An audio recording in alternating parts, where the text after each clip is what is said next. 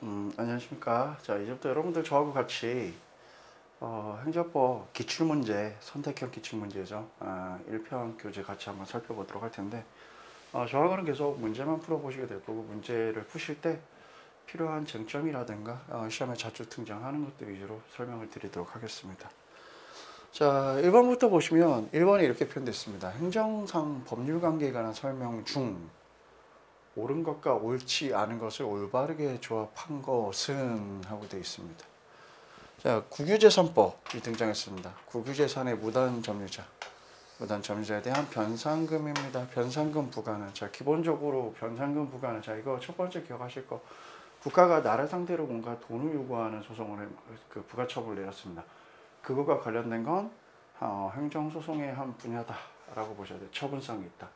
그런데 내가 국가를 상대로 하는 것, 특히 이제 국가손해배상 같은 경우는 민사관계고, 손실보상과 관련된 건 일부만 행정소송으로 인정되고 나머지는 전부 다 민사소송으로 인정되죠. 변상금 부과는 민법상 부당이득 반환 청구. 부당이득 반환 청구는 대표적으로 내가 과언합세금에 대해서 청구하는 것들 얘기하죠.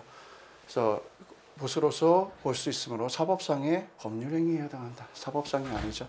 무단점유자에 대한 변상금은 사법상이 아니라 공법관계다라고 생각을 하셔야 된다. 그래서 이거는 틀린 지문이죠. 그래서 행정소송의 대상이다. 자, 니은 보시면 지방자치단체 근무하는 청원경찰이 나왔습니다. 청원경찰이 뇌물을 받아 직무상 의무를 위반했다는 이유로 파면을 당한 경우죠. 파면을 당한 경우에 청원경찰은 청원주와 사법상 근로계약.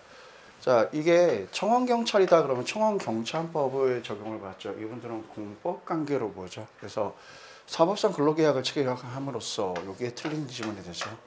임용되는 것이므로 파면의 정당성에 대해서는 민사소송이 아닌 행정소송으로 다투어야 된다가 되어야 됩니다. 왜냐하면 여기 이 청원경찰 같은 경우에는 사법상 고용근로관계라고 보기는 어렵다라는 것이 기본적인 거고, 행정소송의 대상이지 민사소송의 대상이 되지 않는다.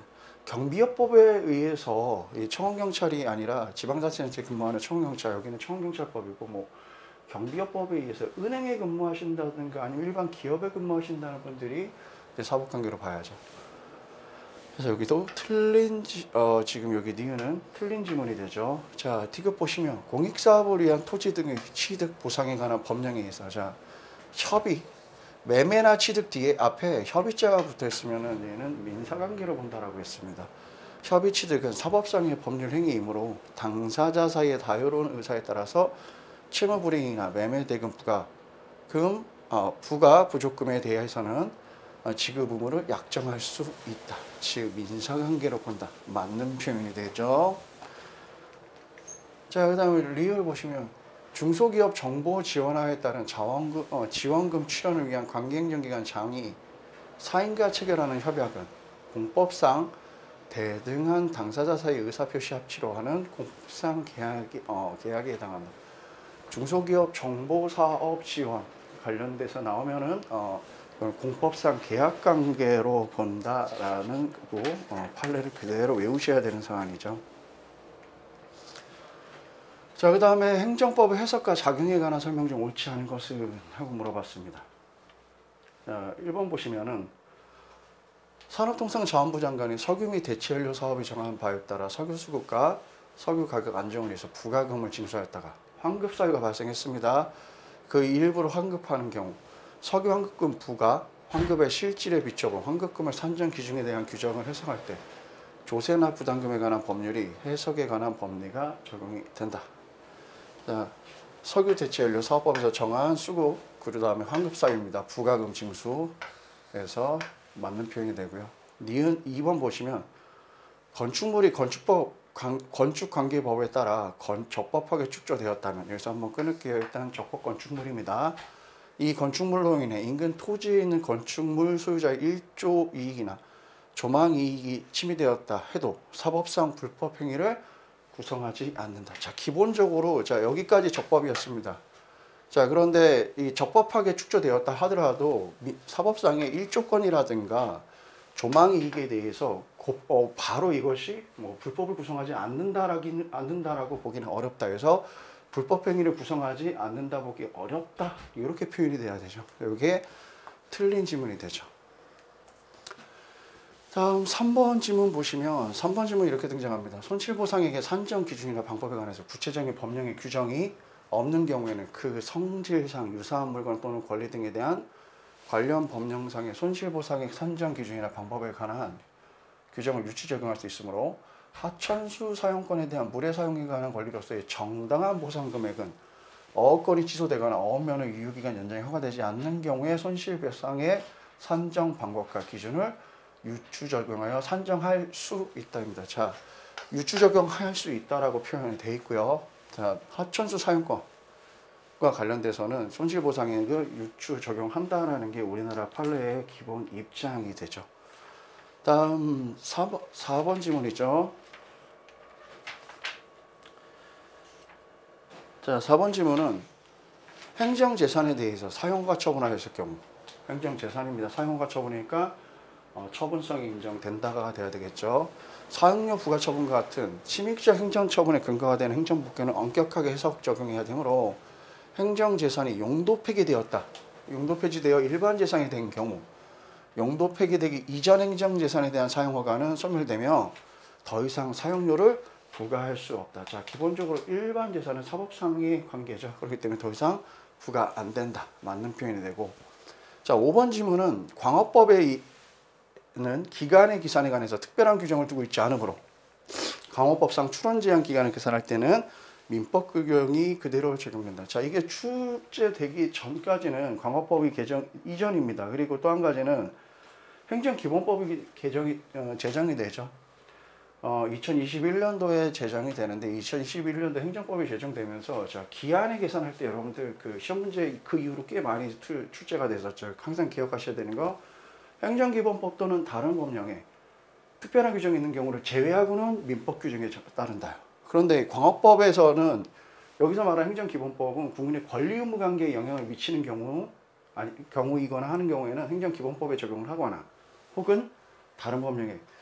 그런데 이 광업법에서 기간의 계산은요 권리 의무 관계에 영향을 미친다라고 잡습니다. 그렇기 때문에 얘는 지금은 민법 규정이 그대로 적용된다가 아니라 광업법 규정에 따른다라고 해야 되고.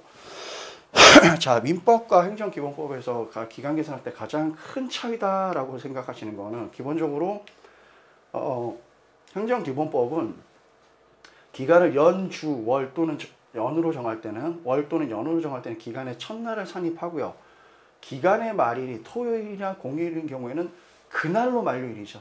민법은 그 다음날 이 일이 만료일이 되죠. 이게 좀 가장 큰 차이고 기본적으로 행정기간의 계산은 행정기본법 또는 다른 법령에 특별한 규정이 있는 경우를 제외하고 이걸 바꿔서 쓰는 지문들도 꽤 많이 등장했었습니다. 시험에서. 뭐라고 등장하느냐. 자, 행정기본법이 아니라 민법 또는 다른 법령에서 특별한 규정이 있는 경우를 제외하고는 행정기본법에 따른다. 틀린 지문이 됩니다. 이거는 행정기본법 제6조에 기본적으로 행정기본법이나 아니면 다른 법령에 있어 권리 의무 관계에 영향을 미쳐서 이 법, 그 개별법을 적용하든지 행정기본법을 적용하는 거 외에는 민법을 적용하겠다라고 법에 정해져 있기 때문에 법 조문 그대로 해석이 가야 됩니다. 다음 3번은 이제 법률 유보의 원칙입니다. 자, 법률 유보는 기본적으로 개인의 기본권을 제한하기 위해서 법률에 근거가 있어야만 된다 하죠. 자, 보시면 기본권 제한에 관한 법률 유보의 원칙은 법률에 의한 규율뿐만 아니라 법률에 의한 규율을 요청하는 것이므로 끊을게요. 기본권의 제한에는 법률의 근거가 필요할 뿐 아니라 기본권 제한의 형식도 법률에 자 법률의 근거가 있으면 되고요. 기본권 제한에 관해서 형식은요 반드시 법률의 필요까지는 없다요. 이거는 판례로 규정이 되어 있죠. 기본권 제한에 법률의 근거가 필요할 뿐이고요. 기본권 제한의 형식은 반드시 법률의 형식의 필요는 없다입니다. 그래서 그 행정기본법 8조에 이렇게 되어 있죠. 행정작용은 법률에 위반되어서는 안 되고요. 국민의 권리를 제한하거나 의무를 부과할 때는 그 밖에 국민생활에 중요한 영향을 미치는 법률의 근거를 하여야 되고 그 법률의 형식은요. 근거 규정은 판례에 의해서 그 꼭 법률의 형식의 필요까지는 없다라는 거 표현이 되어 있죠. 그래서 1번이 틀린 지문이 되고 자 2번에 보시면 법률 유보의 원칙은 단순 행정적인 근거를 두기만 하면 충분한 것이 아니라, 법률의 근거를 두기만 하면 충분한 것이 아니라 국가 공동체와 그 구성원에게 기본적이고도 중요한 의미를 갖는 영역에 있어서는 행정에 맡길 것이 아니라 국민의 대표자인 입법자 스스로 본질적인 사항에 대해서 결정해야 한다는 요구까지 내포된다. 그래서 여기서 말하는 통상 본질적인 사항은 생명, 신체, 재산. 그래서 이게 나중에 행정입법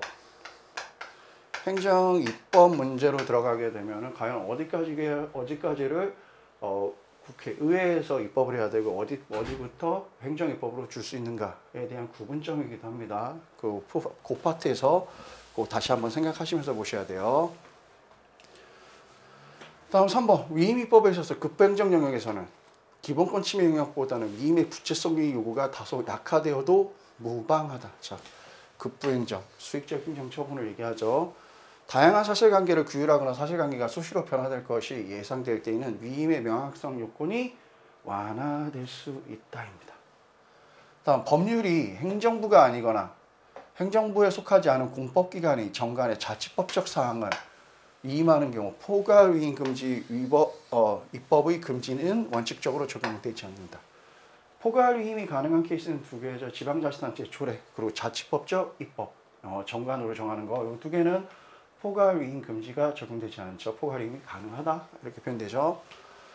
시행령은 모법인 법률에 의해서 위임받은 사항이나 법률이 규정한 범위 내에서 법률을 현실적으로 집행하는 데 필요한 세부적인 사항을 규정할 수 있을 뿐 법률에 의한 위임이 없는 한 법률이 규정한 개인의 권리, 의무에 관한 내용을 변경 보충하거나 법률에 규정되지 아니한 새로운 내용을 규정할 수 없다. 자, 시행령은 구체적인 위임받은 상황, 구체적인 위임이 있는 경우에 권리무관계에 영향을 미치는 법을 만들 수 있죠.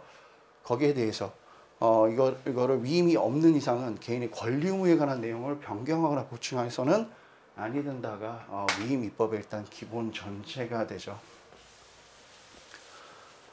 자, 그리고 나서 이제 4번 문제를 보시면